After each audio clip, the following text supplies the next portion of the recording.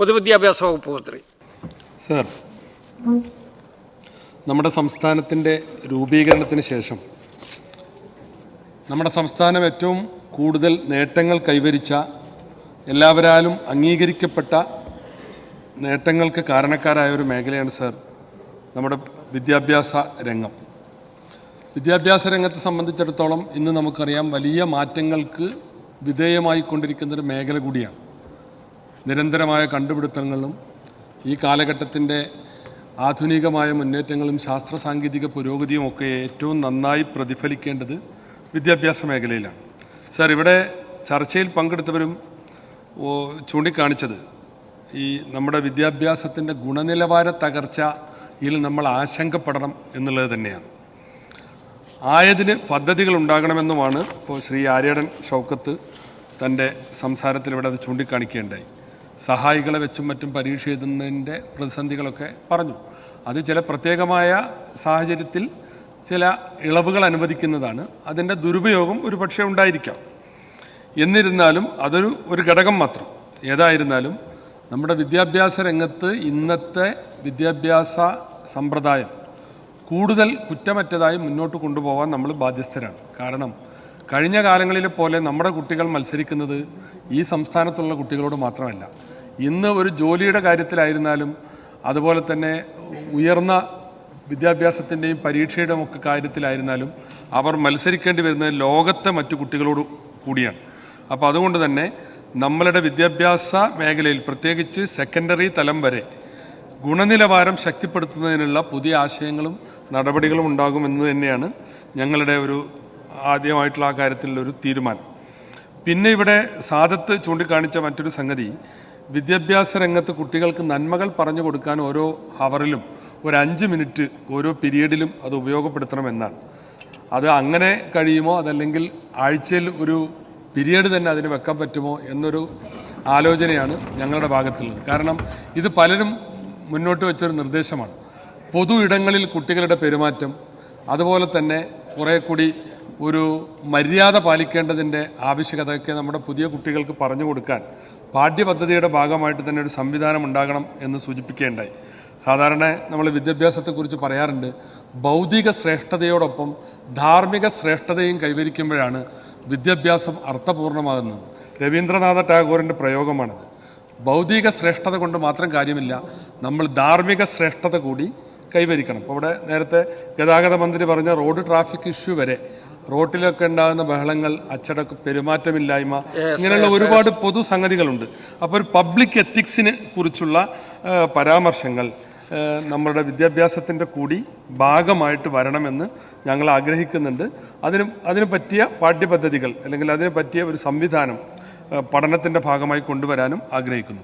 പിന്നെ സർ, ഈ ഒരു പീരീഡിൽ വളരെ കുറഞ്ഞ സമയമാണ് നമ്മുടെ ഗവൺമെൻറ് അധികാരത്തിൽ വന്നതിന് ശേഷം അധ്യയന വർഷം തുടങ്ങാനുണ്ടായത്. നമ്മുടെ സംസ്ഥാനത്തെ പാഠപുസ്തക വിതരണം പരാതികളില്ലാതെ പൂർത്തീകരിച്ചു. യൂണിഫോം വിതരണവും ഏറെക്കുറെ പൂർത്തീകരിച്ചു.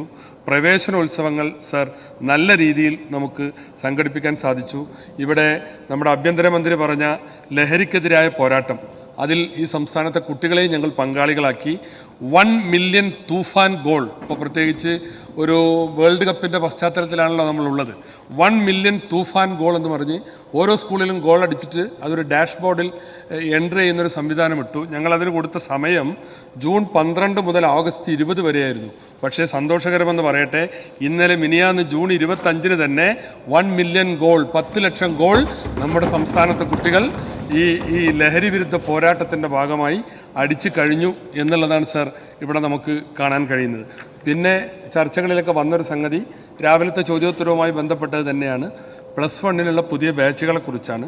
+1 വളരെ സീറ്റ് ക്ഷാമമുള്ള ജില്ലകളിൽ താൽക്കാലിക ബാച്ചുകൾ ഇത്തവണ തുടങ്ങുമെന്ന് തന്നെയാണ് ഗവൺമെൻറ്റിൻ്റെ കാഴ്ചപ്പാട്. അതുപോലെ വേറെ ചില മാറ്റങ്ങൾ ഉണ്ടാക്കിയത്, ഇപ്പോൾ നമ്മുടെ +2 പരീക്ഷയോടൊപ്പമാണ് +1 ഇമ്പ്രൂവ്മെൻറ്റ് നടത്തിയിരുന്നത്. ഇത് രണ്ടും ഒരുമിച്ചാകുമ്പോൾ കുട്ടികൾക്ക് വളരെ വലിയ ഒരു ഭാരമാണത്. അതുകൊണ്ട് ഞങ്ങൾ ഈ +1 ഇമ്പ്രൂവ്മെൻറ്റ് പരീക്ഷ കുറച്ചുകൂടി അഡ്വാൻസ് ചെയ്ത് സെപ്റ്റംബർ ഒക്ടോബർ മാസത്തിലേക്ക് കൊണ്ടുവരാൻ മറ്റുള്ളവരുടെ കുട്ടികളുടെയും രക്ഷകർത്താക്കളുടെയും അഭ്യർത്ഥന മാനിച്ച് തീരുമാനിച്ചിട്ടുണ്ട് എന്ന കാര്യവും ഞാനിവിടെ സൂചിപ്പിക്കുകയാണ്. പിന്നെ ഈ PM ശ്രീയുമായി ബന്ധപ്പെട്ട് നമ്മളെല്ലാം വിശദീകരിച്ചിട്ടും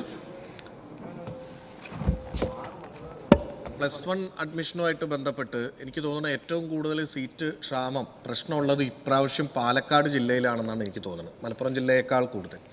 അതിൽ കുറേ കുട്ടികൾക്ക്, ഇപ്പോൾ ഉദാഹരണം പറഞ്ഞാൽ പട്ടാമ്പി, തൃത്താല ഭാഗങ്ങളിലൊക്കെ ഉള്ള കുട്ടികൾക്ക് അട്ടപ്പാടി പോലെയുള്ള സ്ഥലങ്ങളിലൊക്കെ കിട്ടിയിട്ടുണ്ട്. അപ്പോൾ അത്തരം കുട്ടികളെയൊക്കെ ഇങ്ങോട്ട് ട്രാൻസ്ഫർ ചെയ്യാനും അധിക ബാച്ച് അനുവദിച്ചുകൊണ്ട് അത്തരത്തിൽ അവർക്ക് കൂടി അത് ചെയ്യാൻ കഴിയുന്ന രീതിയിലുള്ള സംവിധാനത്തെക്കുറിച്ച് ആലോചിക്കുമെന്നുള്ളതാണ്. അത് ഞാൻ രാവിലെ വിശദീകരിച്ചതാണ്. ഒരു വിദ്യാഭ്യാസ ജില്ലയിൽ പാസ്സാകുന്ന കുട്ടികൾക്ക് ആ വിദ്യാഭ്യാസ ജില്ലയിൽ സീറ്റ് കിട്ടണം എന്നുള്ളതാണ് നമ്മുടെ ഒരു കാഴ്ചപ്പാട്. അതിലേക്ക് എത്തണമെന്നുള്ളതാണ്. എല്ലാം ഈ വർഷം തന്നെ ആ വിധം ക്രമീകരിക്കാൻ കഴിയുമോ എന്ന കാര്യത്തിൽ ഉറപ്പ് പറയാൻ സാധിക്കില്ലെങ്കിലും പരമാവധി പ്രശ്നങ്ങളുള്ള മേഖലകളിൽ താൽക്കാലിക ബാച്ചുകൾ അനുവദിച്ചുകൊണ്ട് ഈ പ്രതിസന്ധിക്ക് പരിഹാരം കാണാൻ ഇപ്പം ശ്രമിക്കും. നാളെ ഞാൻ പറഞ്ഞ ഒരു രൂപത്തിലേക്ക് നമുക്കത് എത്തിക്കുകയും ചെയ്യാം. പിന്നെ ഞാൻ പറഞ്ഞു വന്നതാണ്, ഇതൊക്കെ പറഞ്ഞാലും ഇപ്പോൾ ഈ PM ശ്രീയുമായി ബന്ധപ്പെട്ട എല്ലാ വിഷയങ്ങളും ഇവിടെ വളരെ സവിസ്തരം പ്രതിപാദിക്കപ്പെട്ടതാണ്. എന്നിട്ടും ഇന്ന് ഇപ്പോൾ അപ്പുറത്തുനിന്ന് നമ്മുടെ സനോജ് പറഞ്ഞത് PM ശ്രീയും ഞങ്ങൾ ഒപ്പിട്ടു എന്ന് ഞങ്ങളെക്കുറിച്ചാണ് പറഞ്ഞത്.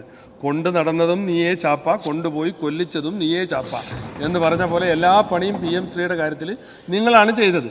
ഞങ്ങൾ ആ പ്രതിസന്ധി മറികടന്ന് എങ്ങനെ ഒരു സ്റ്റേറ്റ് സെൻട്രൽ റിലേഷൻഷിപ്പിൽ മുന്നോട്ട് പോകാൻ കഴിയും എന്ന് മാത്രമാണ് ഞങ്ങൾ നോക്കുന്നത് സർ. പിന്നെ ഞാനുമായി ബന്ധപ്പെട്ട മറ്റൊരു വകുപ്പ് ന്യൂനപക്ഷ ക്ഷേമമാണ് സർ. അതിൻ്റെ പ്രവർത്തനങ്ങൾ കഴിഞ്ഞ കുറച്ച് വർഷങ്ങളായി വളരെ അവതാളത്തിലാണ് സർ. മൈനോറിറ്റി കോച്ചിങ് സെൻ്ററുകൾ ആധുനികവൽക്കരിച്ച് കാര്യക്ഷമമാക്കാൻ ഈ ഗവൺമെൻറ് നടപടി സ്വീകരിക്കുമെന്നാണ് എനിക്കതുമായി ബന്ധപ്പെട്ട് സൂചിപ്പിക്കാനുള്ളത്. അതുപോലെ തന്നെ ന്യൂനപക്ഷ വിദ്യാർത്ഥികളുടെ സ്കോളർഷിപ്പ് പദ്ധതികളും ഊർജ്ജസ്വലമാക്കാൻ ഈ ഗവൺമെൻറ്റിൻ്റെ ഭാഗത്തുനിന്ന് നടപടികൾ ഉണ്ടാകും.